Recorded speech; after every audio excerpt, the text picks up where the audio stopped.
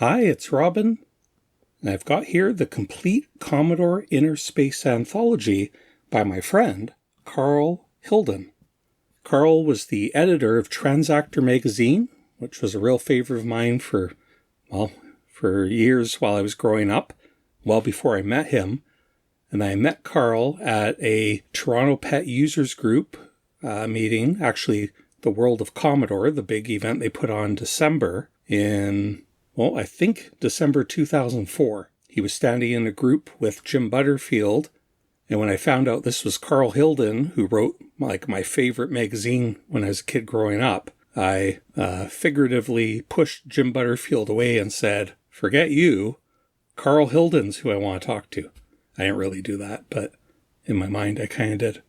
So what this is a collection of tables and other information that was in Transactor magazine, some of it, and some of it I think was created just for this special bound book.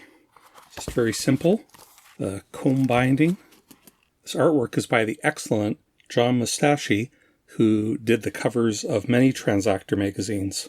Robot hands using an ancient copy of the Inner Space Anthology, I think, learning how to use the Commodore 64 in the post-apocalyptic future. And so Karl signed it for me, as you might expect. And he explains here what you see before you is the collection, culmination, and collation of almost 5 years of information about Commodore computers. It began with the best of the Transactor Volume 2 and a photocopier with a reduction feature. It occurred to me that if all my most referenced facts were together on one page, they would be infinitely more useful.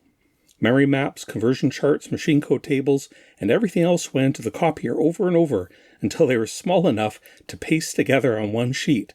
But the photocopier had its drawbacks. Each new reduction meant a drop in quality, and the distortion factor of the copier had the top lines slanting down and the bottom lines slanting up. So then he explains how he learned how to do the photo typesetting, the ultimate printer. Doing layout like this in the early 80s was a very technical process. So this was a Quad-X preview. Doing this kind of layout was its own skill set, and Karl got very good at it over the years. He's told me some stories about that. Acknowledgements. Richard T. Evers and Chris J. Zamora were very regular contributors to Transactor magazine. Extra special thanks to Jim Butterfield for all the memory maps. Cover design by Jim Butterfield, and dedicated to John Hildon, who just passed away a couple of years ago, Karl's dad. Just to get an overview of what's in this fantastic reference, which is available on archive.org. The SuperCharts, which are sort of like, I've shown these before, but they are fantastic cross-reference showing what the values are. We'll get to that. So a number of these excellent charts that are far better than what's included in any other book, in my opinion, such as screen codes and character codes and so on. A big section on BASIC, a COMAL section, which is an alternate language that enthusiasts think it's far better than BASIC. Well, they're probably right.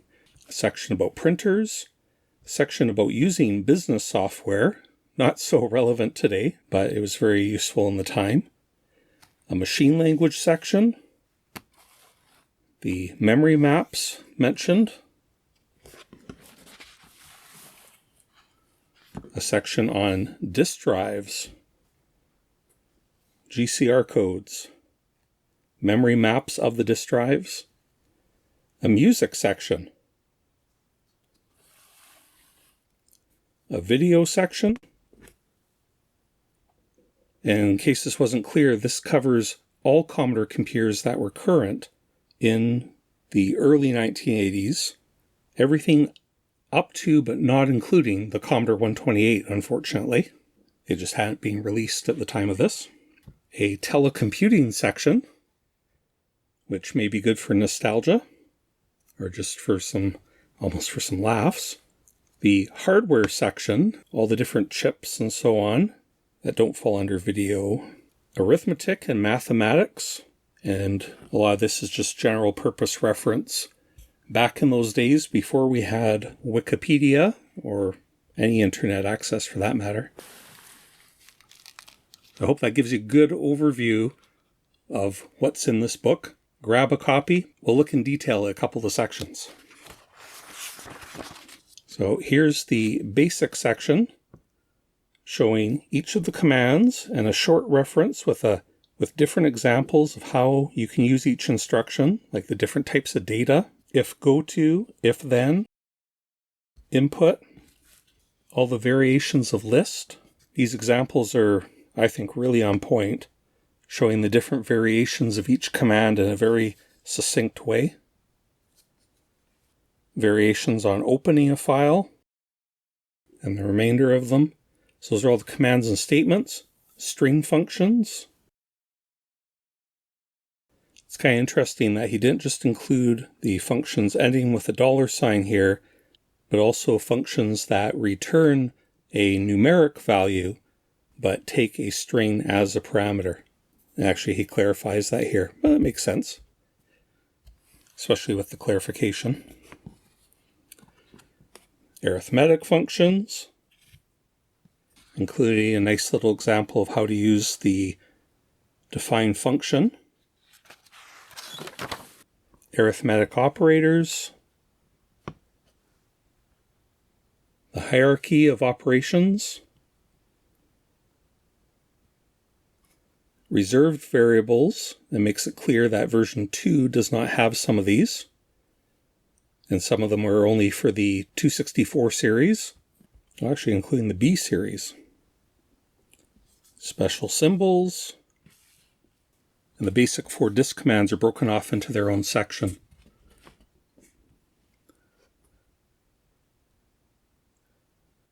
In case you didn't know, basic 4 is what's included with later PET computers, and it's a bit strange that the C64 and VIC-20 did not include it. I have a few guesses at why that is. One is that basic 4 took up extra space.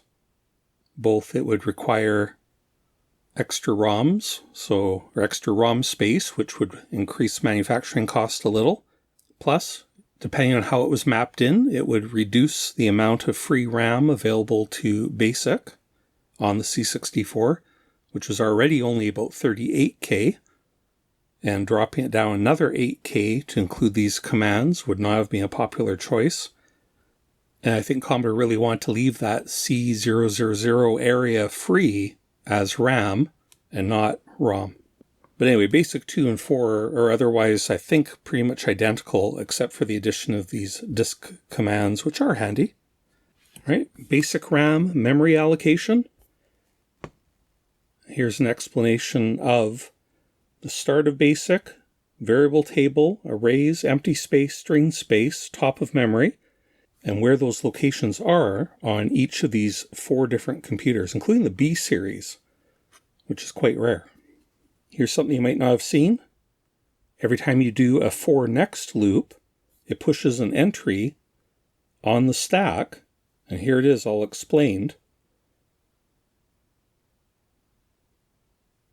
How a line of BASIC works, variable formats, that is the different floating point, integer, string. When you do a GOSIB, it also pushes information on the stack. There it is.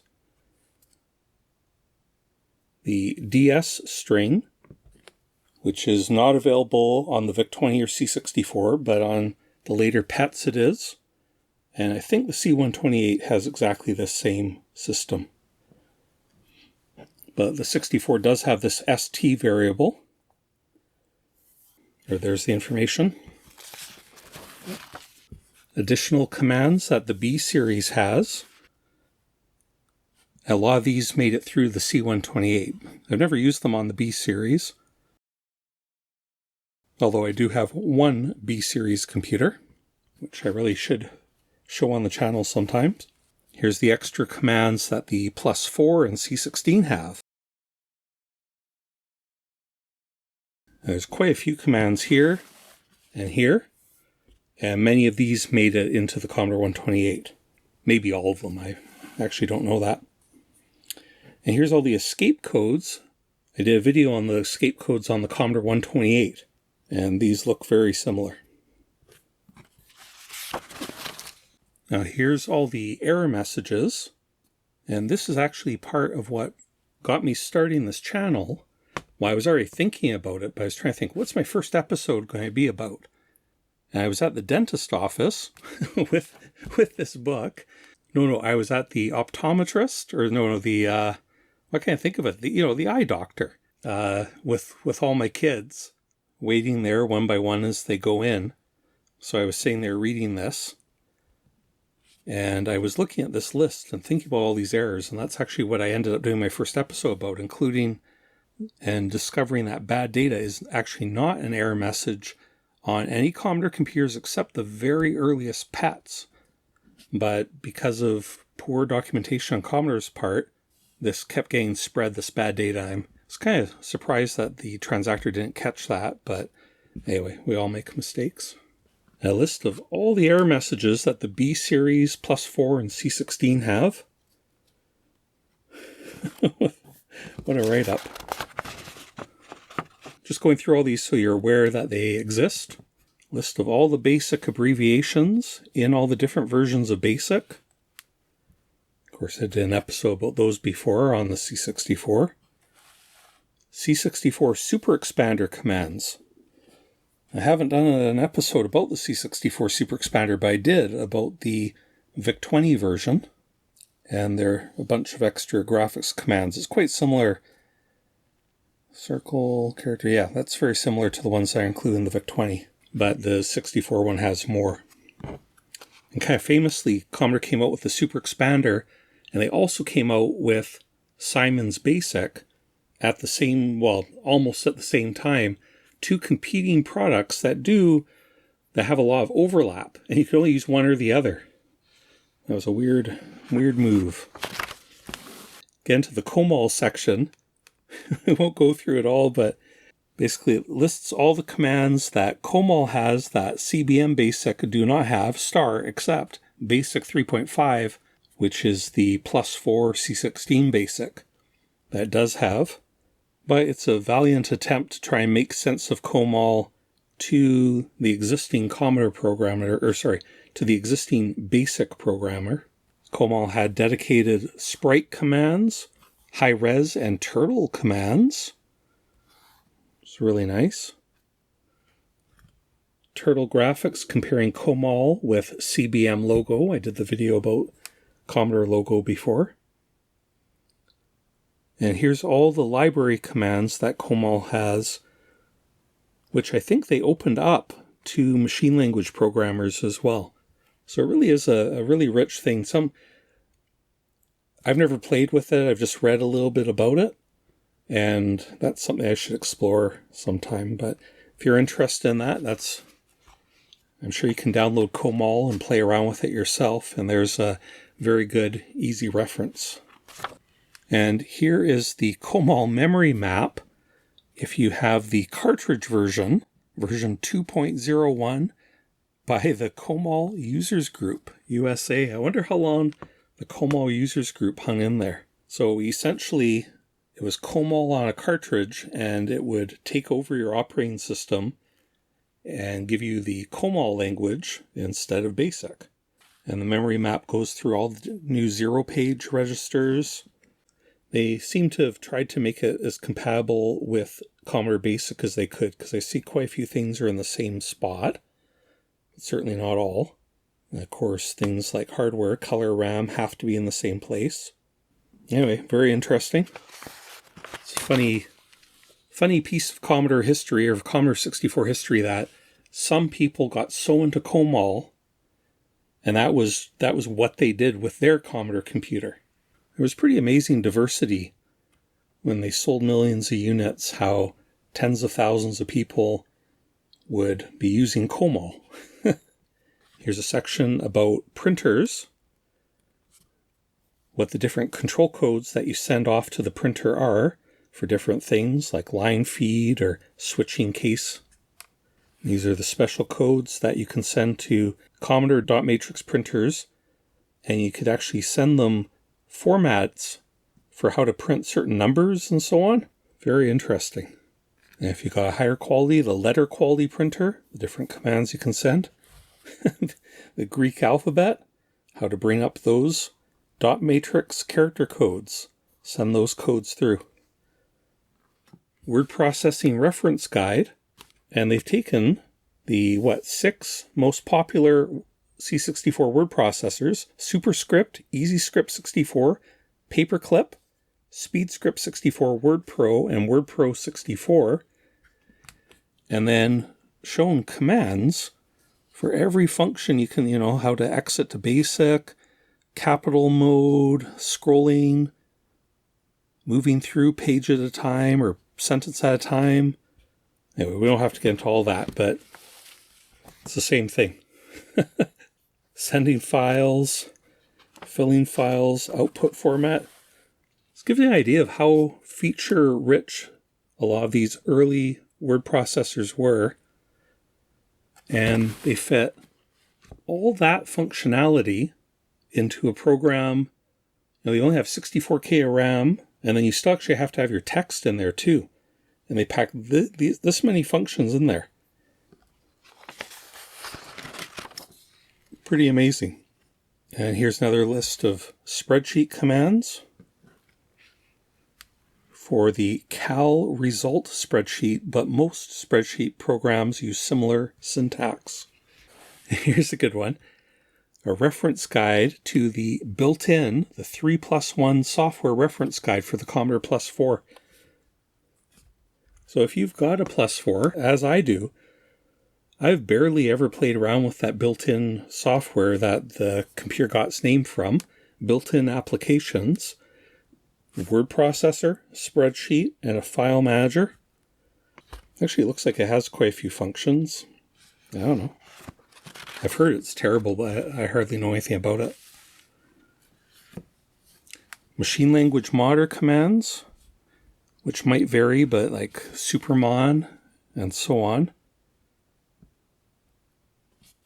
That's very handy for anybody. If you're doing some machine language programming, there's a nice summary of all the commands. And here's a number of assembler commands. The CPU model, showing the different registers that the 6502 has, or 6510. And interestingly, showing the extras that the 6509 in the B series has. The 6509 allows multiple banks of RAM. It's really quite a nice processor. The Pocket opcodes chart. And 6502 extra opcodes, also known as illegal operations. So this is some of the earlier research that goes back apparently to an article in 1981. Hexadecimal conversion. Instruction set summary. All the opcodes. The different addressing modes. What they actually do, if you can, it's not all that tricky, the symbol system to show what it does. And it shows how it affects the status register. Very useful. The instruction set, explanation of the different addressing modes, user callable ROM routines for basic 2, 4, that's the PET, VIC-20, C64. When they say 2, that's for the original, that's for the PET version 2. And the VIC-20 and C64 share almost an identical ROM.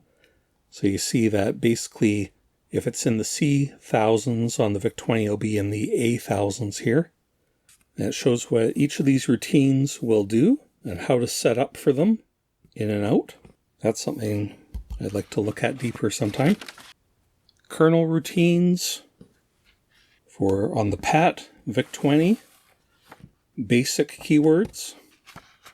Oh yes, and here, so we're only 29 pages in, and you've seen how much information there is, and we're just getting to the SuperChart. I think I've explained this before, but absolutely go grab this PDF. It's got the decimal columns on the edge, so you can just find it easily from either side. Then it just shows the hex equivalent, but then it shows the ASCII, or PETSCII as we call it now, equivalent. and the screen code. And if it was a basic code, like 0 marks the end of a line in BASIC, this same 0, depending on context, means all these different things. If it's a 6502 opcode, it's a break. Here's another example. Decimal 64 is hex 40. If it's interpreted as a Petsky code, it's an @ symbol.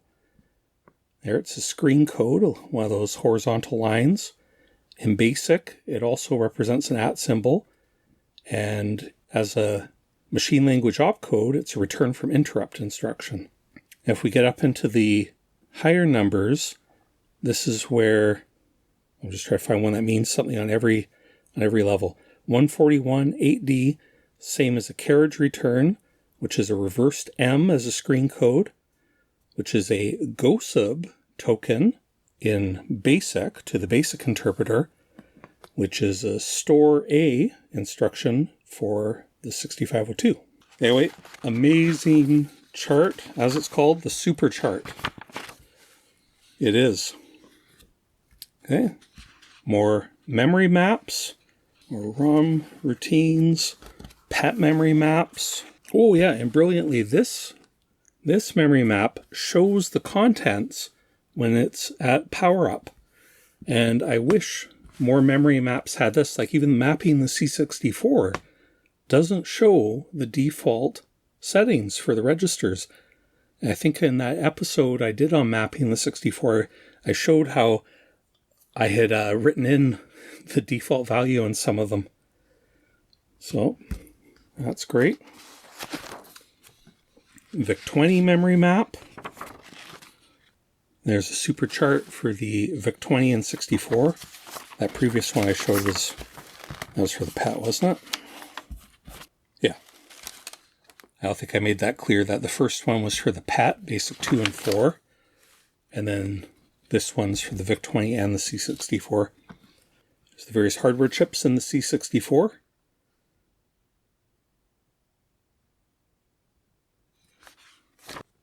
And here's the memory map with the 0-page contents, showing the difference between the VIC and C64 at startup, but they really are very similar. The B series memory map.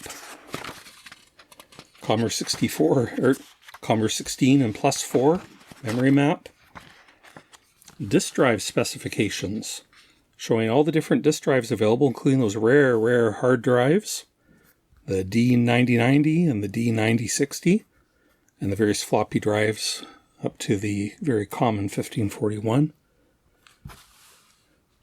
The layout of the directory file header format, which I have shown a couple videos, like that Epix fast load one. Oh, and the animated disk directories video.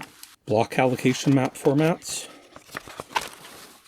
Well, the user command jump table, this is how you can execute code on your disk drive. Memory map of the 4040 disk drive. You probably all know that Commodore disk drives have a CPU in them, and RAM and ROM. And so it makes sense that you can make a memory map of the disk drive because it is its own computer as well. Very detailed. That's the 4040. The 8050, how it uses RAM. I'm not sure how that's going to come through on the camera. That's tiny print. Wow. Memory map of the 1541. 0-page contents. And this is a funny one. Music symbols. Just a very interesting little compilation of what different music symbols mean. Not even computer specific, but useful if you try to compose music or transcribe music from sheet music into the Commodore 64 maybe.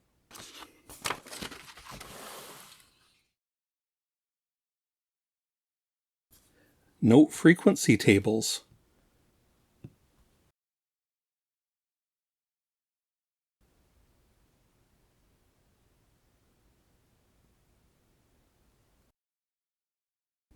For CB2,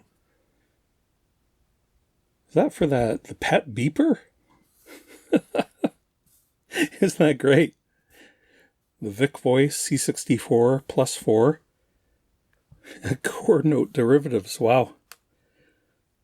How to build chords of notes. CB2 note. And it even includes C64. So I am curious, did people actually modify their VIC-20s and C64s with the same hack that PETs had to drive a speaker? Wouldn't that be funny? Commodore 64 SID note values. I wonder if that... Oh, yeah. It even has NTSC versus PAL. Although I wonder if those are the values for the newer NTSC C64. So those are different values. If you want to play a certain note, here are the pokes that you would use to hit that certain pitch. Border colors. Well, this is the PET chip. In that recent smooth scrolling PET video, I used, which one? So the PET video chip actually can do quite a few other tricks, which I've never really experimented with, but there's some information about it. Yeah, the PET has some sort of a windowing system as well. It has its own escape codes. How many things, with all the years I've put into using Commodore computers, and there's still so many things I haven't ever tried. Sprite design sheets, character design, all the screen codes, every single location on a 40-column PET, and every location on the VIC-20, assuming that you haven't changed the memory map, and also how it changes depending on whether you have memory expansion. What a pain that VIC-20 is. Commodore 64 defaults.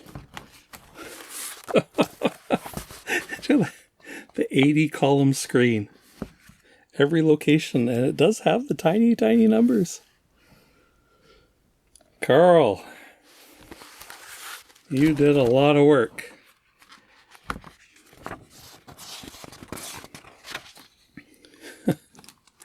All these memory maps, these are hilarious. I don't know if this is useful, but you'd think you'd just use math to work them out, but I guess, hey, you know what? If you're laying out a screen, if you were working on a program and you just wanted to poke something down into this location, this might be exactly what you want.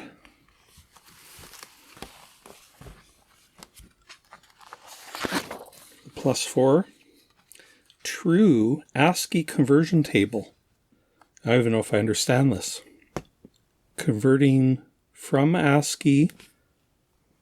Is this the true ASCII? And then this is the CBM, PETSCII. And then it's even got that, how do you say that?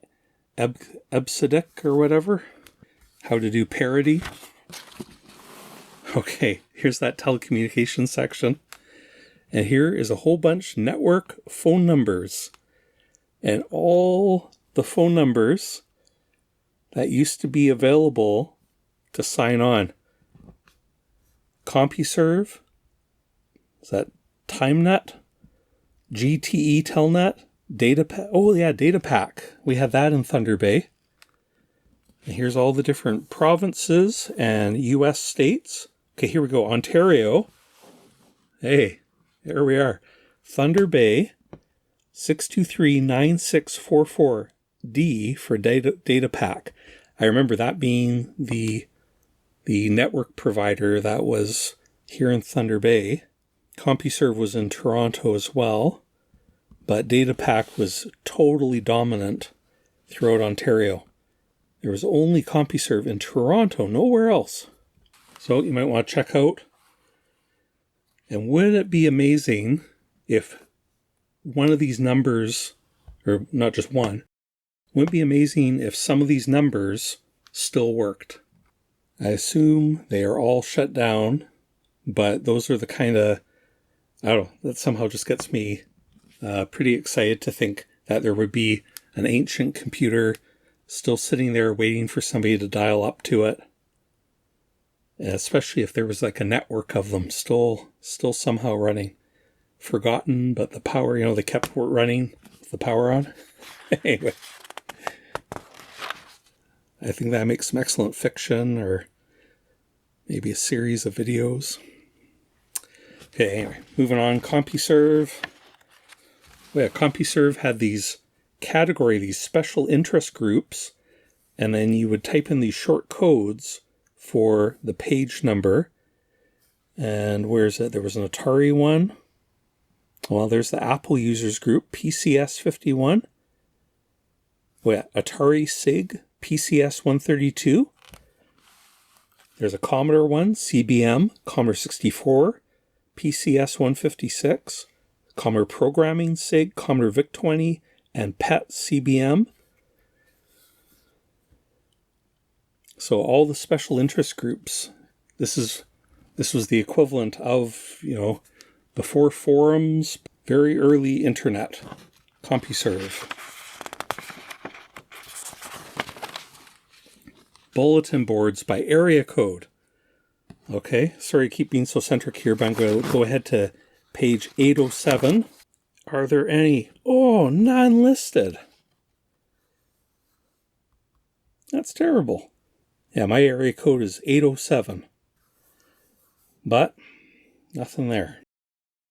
There were lots of BBSs at one point.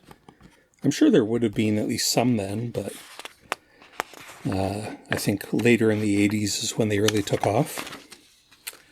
Bulletin boards in alphabetical order.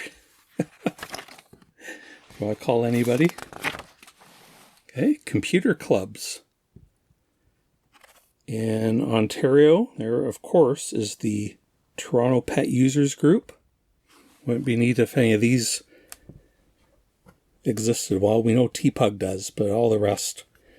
The Barrie Users Group, okay, Windsor, Sudbury, Toronto, London, Stratford, Arva, Cambridge, Cornwall, Langton, Sarnia, and Brockville.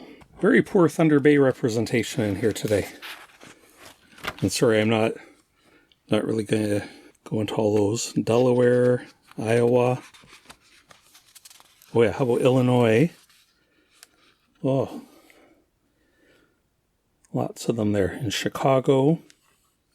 How about the Southwest? Illinois. Springfield. Oh, there was the RAP. Regional Association of Programmers. That one, Bob Hughes in Oak Lawn, Illinois. That might have become the SRAP, the Southwest Regional Association of Programmers. And they started up the big group, the annual expo that I started going to in 1997 or 1998. And that has carried on through the years, not always being run by them, but then my friend Jason Compton took it over with the ECCCC, and now that's become the Vintage Computer Festival Midwest. Anyway. Okay, all the users. IEEE standard definitions, tape recording format. The long and short bits. IEEE bus signals. This is apparently how a byte is sent on the IEEE bus. And the various user ports.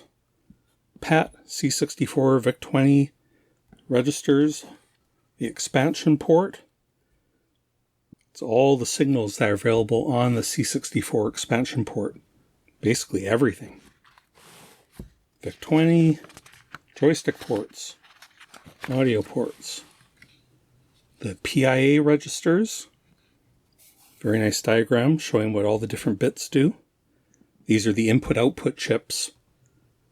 Oh, this isn't 100% accurate, but the PET has a PIA. The VIC has a VIA. See, P for PET, V for VIC. No, it's not really that, but it's kind of coincidence. And the CIA and the C64. But the PET also has, I think, a VIA. It's not quite that clear cut, but it's a easy mnemonic to help remember. Commodore 64 board layout. At least 3 circuit boards exist, but differences are minor in most cases. Later ones are more significant, but shows the different resistors. It has a really nice diagram, though, of the C64, even if it's not true of all of them. And here's the serial interface. And this is what's common between the different machines. But on the VIC and 64, for example, only certain baud rates are available. And yes, these aren't really baud rates, are they? Just the lower ones are truly baud. The higher ones are BPS. BPS and baud aren't interchangeable words, as lots of nerds told me when I did that video about the Information Society one. Even though 300 BPS and 300 baud are synonymous. Anyway, we got all these connectors. The B series. Wow. The chip pinouts. 6502, 6510, 6509, Z80. Wow. The SID. Oh yeah, that ACIA. Async Communications Interface Adapter. The different ROM chips, the VIC and the VIC-2. Is that right? 65? I'm not sure these numbers are right. Isn't the C64 the 6567 and the VIC-2? And the 6560 is the VIC-1? Karl, that's 2 mistakes. Checking semiconductors with an ohmmeter. Wow. Wonder if that's good troubleshooting advice still. And then we get into just various more information, like converting from inch and fractions and millimeters, International System of Units, names for large numbers, a novum decillion, constant values, mathematical functions, Roman numerals, Boolean truth table, force formulae, trigonometry, gravity, unit conversions from abcoulombs to statcoulombs, from acres to rods, centiliters. Actually, this is really cool.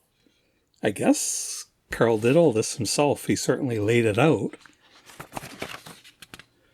From Maxwell's to kilolines. From myriawatts to kilowatts. From pascals to newtons. And a bunch of geometric shapes. Actually, this does come up when I'm programming. I've certainly needed some of these. Periodic table of the elements. Yeah, he didn't lay that one out himself.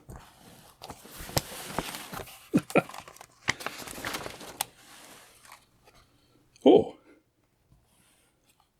And so some advertising finally at the back. 95% advertising free. Every article is printed back to back without interruption by advertisements. This is for Karl's magazine, The Transactor. And then here's Jim Butterfield's complete C128 memory map. So the C128 was just coming out at this time. So it was just included as a little bonus here. So I stand corrected. I don't think I even noticed that this was in here. So there is a C128 section at the back. Just showing the basics, though. None of the disassembly. Oh, well. Yeah, a ROM map. Okay.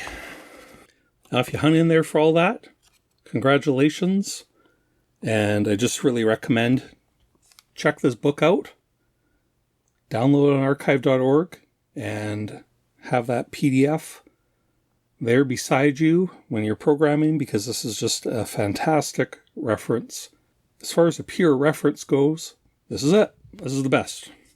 All right, thanks to my patrons for their support. Thank you for watching, and we'll talk to you next time.